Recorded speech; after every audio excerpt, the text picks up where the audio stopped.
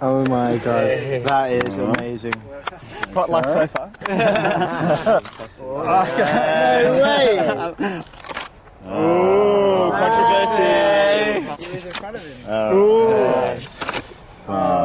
See where he comes. 6. We've got 4 out of 6 right, but the 2 that were wrong were kind of quite close. Yeah, I thought the finger thing was bollocks because there's so many variables. I'm very impressed.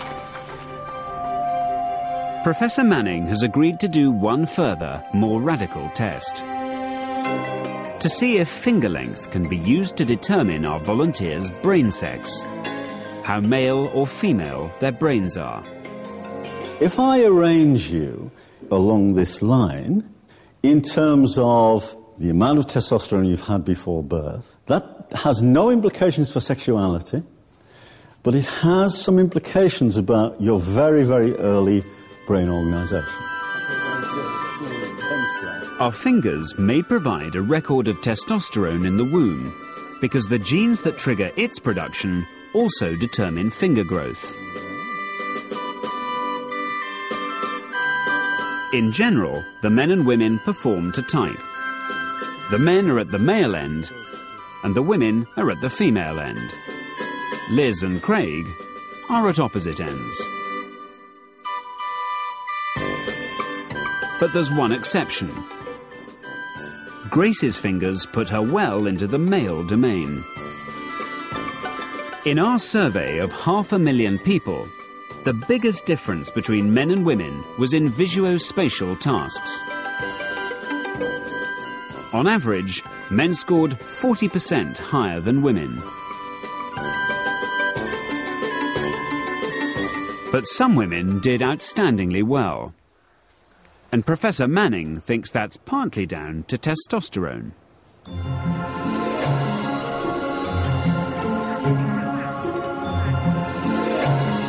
If Professor Manning is right, Grace should do rather well at our very own visuospatial task. Hi everybody. Hi. My name's Toby. Good morning. I'm here today to teach you on the CAT 432 backhoe loader. Operating a digger requires a lot of hand-eye coordination and visuospatial skills.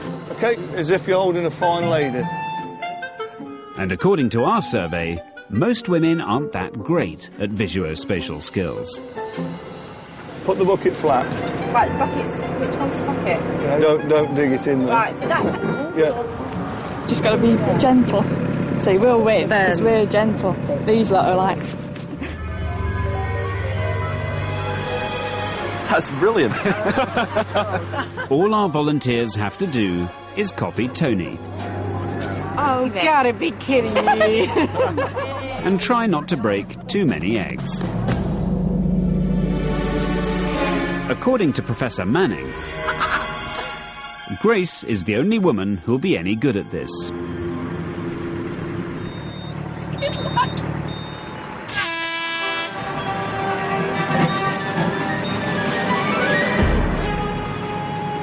Oh, shit! Oh, no!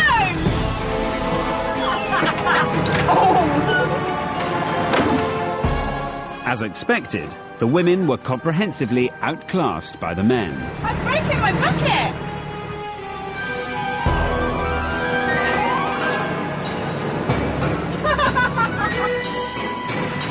But there was one exception.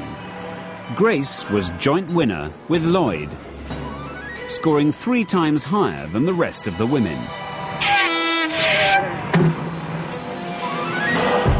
I think most of the girls, the other 4 girls, are living up to the social expectations of being woman-like, whereas Grace hasn't fallen into that trap.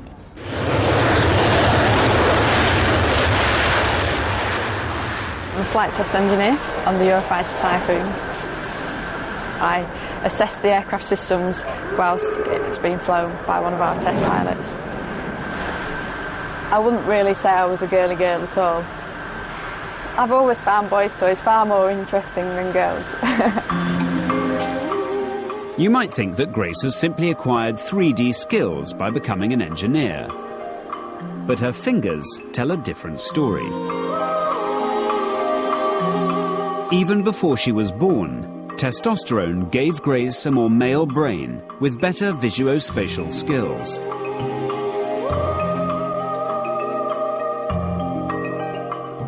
Testosterone is an incredibly powerful hormone that affects us all, men and women. A triangle person. A triangle person. It shapes our bodies Oh my God. and affects our minds. And it even seems to be at the heart of why, on average, women are better at language and emotional skills, while men are better at visuospatial skills. But of course, it's not quite that simple. Averages conceal individual differences. We've got 9 months in the womb to consider, and testosterone is not produced in the same amounts throughout those 9 months.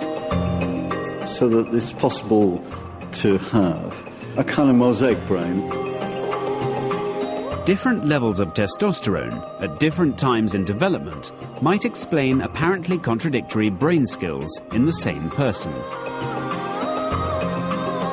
So although Paddy's verbal skills put him firmly in the male camp, he was as sensitive as most women when it came to some tests of empathy.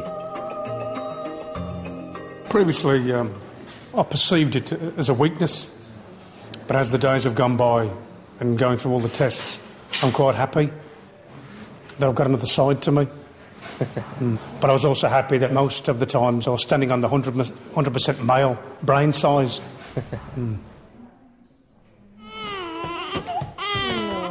Time for one last test. This task is going to be about changing nappies. And one of you lucky ladies is going to have to be with this crying baby. On the face of it, simply a question of who's best at childcare. But in fact, it has a deeper purpose. You're a good boy for Auntie Lulu, aren't you? Because you didn't do any naughtiness for Lulu. As we might expect, most of the women do the task well. Here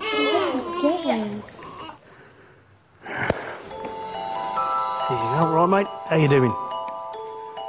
While most of the men struggle. Let's see how this thing works. Okay. I think I got it wrong already. Try again. Okay, mate. This will be interesting. And you might expect testosterone-fueled, ultra-male-brained Lloyd to struggle more than most. I don't think I did a particularly good job of connecting with the child. There was a task to do, and I just had to get on with it and do it. You know, I could be changing the tyre on a car. It's a little bit to one side, even my own son, I found it quite alien to connect with him. I only made a connection with my son as he grew older, and the connection got stronger and stronger. It wasn't instinctive, immediate bond. It was something that grew very, very gradually with my son. Right, that's a bit near. Can you see? No, just hit there. Up back a bit. That's it. I don't connect too easily with people. That's actually making me quite emotional. I just want to cry.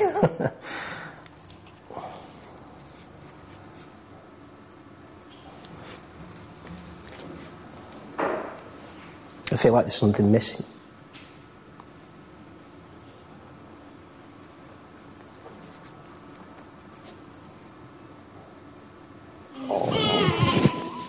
Many men find making emotional connections difficult. Once the women had changed the nappy, they picked the baby up.